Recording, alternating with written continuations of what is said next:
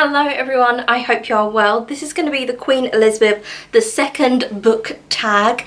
She is the Queen of the United Kingdom. She's actually our longest ever reigning monarch. She is currently 96 years old and she is all over the news in the United Kingdom because she is in ill health. She is in bed resting and her family are flying from all around the UK to go and be by her bedside. So we don't really know what that means. There are crowds gathering outside where she is in Balmoral and outside Buckingham Palace, and people don't know if this is a terribly bad news and they're kind of preparing us for something, for the bad news that is gonna come, or if maybe she'll pull through and maybe this is just a blip and she's in ill health at the moment, but she will be absolutely fine. I love the Queen. I just love our Queen Elizabeth so much, so I thought I would do a little book tag, just 5 questions. Feel free to do it if you want. You can be from any country because I know she's loved all around the world and I really hope that she does pull through. Question number 1, talk about a book that is about a real life royal family or a fictional royal family. So the books that I have are obviously about my absolute love, Amberlynn! What a surprise! I chose one factional and one historical fiction. So we'll start with the factual book. This is the Amberlynn Papers by Elizabeth Norton, and this is writings that were written about Amberlynn at the time she was alive. So some of the writings are her own writings. Her and Henry wrote love letters to each other, so it has some writing in there, letters that she sent to people, but also it feels like you're gossiping because it's other people like, there's this woman Henry's getting involved with, Amberlynn, who is she? And people writing about her at the time. Really enjoyed it. One thing that was annoying is the font size is that an ant could only understand. Absolutely tiny font size, but I feel like it's a book you've got to have if you're an Amberlynn fan because it's really interesting reading other people's interpretations of her, and then also like she's arrived in court today, so hearing other people's accounts of what actually happened at the time is very interesting. Some of them are incomplete, so they will start ... or you'll get a passage of writing and then in the middle of it will be ... and that's because those letters have been destroyed over time and not preserved properly, so they don't actually know what was written in between. So that's a little bit annoying about the book, but I do enjoy it. It's got a little Anne, she's on my bookshelf just like sneaking out there. I then decided to pick a historical fiction. This is Amberlynn and Me, The Royal Story, a Tudor girl's diary, and this is about a girl who with her mother works for Catherine, who was Henry VIII's first wife. And then Henry divorces Catherine and marries Anne, and the girl has to go and work with Anne, but she's separated from her mother. So she becomes a maid for Amberlynn and her mother stays with Catherine. So she's separated from her family and she starts off really not liking Anne because she sees her as breaking up her own family. And then we slowly get into little peaks of Anne. So she's not with her all the time, but it's just little things she picks up about her. There's a bit about Anne and her war with the Church of England, which is the reason I think she got beheaded, to be perfectly honest with you. Amberlynn believed that people should read the Bible themselves and interpret it themselves, but many people at the time couldn't read, so they had no way of reading the Bible, so they had to trust religious speakers' understanding of the Bible, you could say, to be kind, or you could say manipulation of the Bible, which is what Anne believed, that people in power who were religious were misinterpreting the Bible so that they could control the population.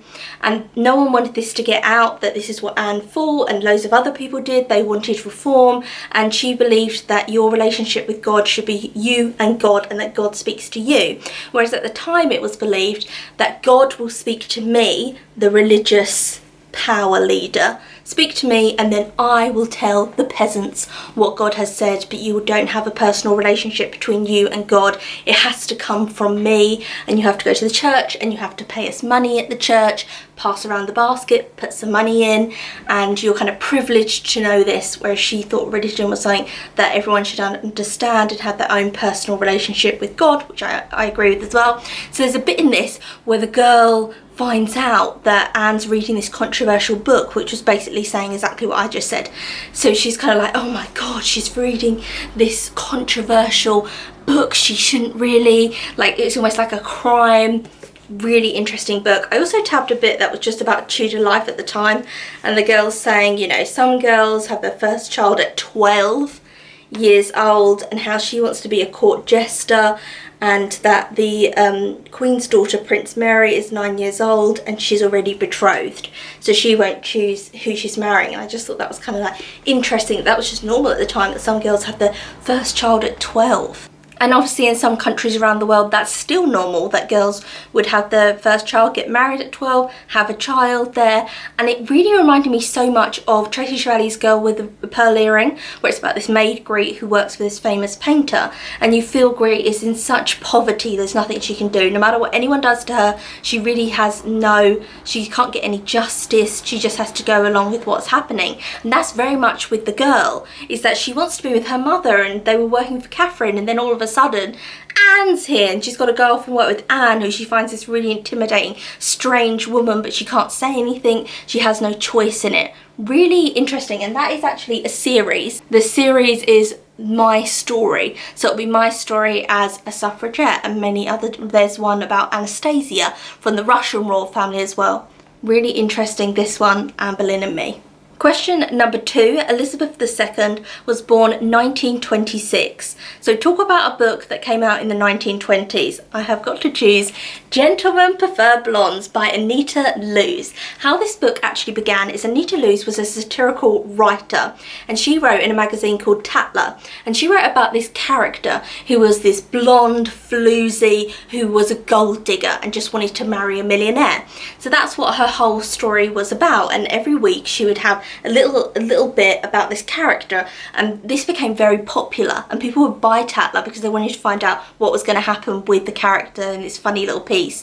And so then she was approached to turn it into a book, and she did turn it into a book, and it was turned into a play, and then it was turned into a film with Marilyn Monroe, all about this character who is so funny. She's just so much humour in her. You think you would hate her because she's this gold digger, very airheady, but she's just so funny how the character is very quirky. So when she feels something's not going quite right, she go, well, of course not. Of course I'm not here for his money. And the way it's written, it's so charming. It's so funny. I cannot recommend this book enough. And this book was published a year before the Queen was born. It was published in 1925. The Queen loves her dogs, who are corgis. So talk about a book where the main character is a dog, or a main part of the story is about a dog. I chose, of course, The 101 Dalmatians by Dodie Smith.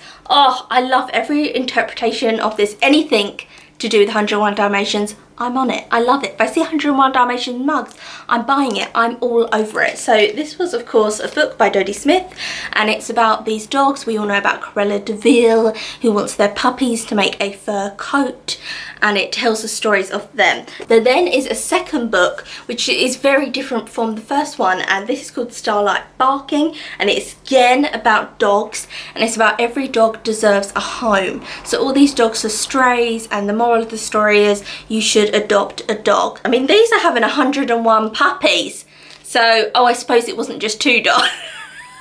For a minute there I thought that the 2 dogs had had 101 puppies just with the 2 of them. No, the 101 puppies were from other homes, who in the end they reunite with their families, but they can't reunite all the puppies, sadly. So look at me like it's factual. Like it's a true story. So they end up taking in a lot of the puppies, and you know, they had to get planning permission to get an extension bill. I just love the stories, okay? I love both of these books. They're very good. It was then of course turned into a film. Before that it was turned into a Disney cartoon film, which is absolutely gorgeous, but it was also turned into a film with Glenn Close, which I absolutely love and adore. I got this from a boot sale. If you remember the story, I went to a boot sale in Birmingham when I used to live in Birmingham, and it was pouring with rain. I saw it on the floor. I said to the man at the stall, how much is this? He couldn't hear me. He said, what? Came over, stepped on it. It was on mud, just on the floor, not on a stool. He put his big foot on it and crushed it into the mud, and he went, sorry, what are you asking? And I said, how much is that book you've got your foot on? And he said a pound. He went, oh, £1. Picked up. It was covered in mud, but I mean, it's done well. It's done well to survive. I love this. This is just like a souvenir book of the film. the outfits of Cruella de Vil though. Oh, every single outfit. I'm like, I want that. Look at that. I would wear that. Question number 4. The Queen loves horse riding and always has. Name a book that has a horse in it. I have chosen War Horse, which this book, you will bawl your eyes out. If you haven't read it, you need to read it. It's absolutely amazing, and it's told from the point of view of a horse. When it begins, he's living on a farm, he's really loving the farmer's son, they've got this fantastic bond, and then he's ripped from the farm and World War I starts, and he is trained as a war horse. He has to run into battle, he has to carry heavy weapons on him, and it's all told from his point of view. And then all the soldiers that are around him, it's about his bond with them, and the whole time he's thinking, maybe I'm gonna get back to the boy who I was with at the beginning. And the soldiers, I remember, like, they're the similar age of the boy who he loved, who was his owner, and so he's thinking, God, what's happened to the boy? The war's happened. What's happened to him? I hope he's safe. It is heartbreaking. It will rip your heart out. Stamp on it, spit on it, throw it into the road. A bus will hit your heart. But at the end, you'll be like, I'm glad I read it. It's such, it just makes you feel so, even holding it, I'm like, I don't even want to hold it because it's so emotional. It's so well written. It's one of my all-time favourite books.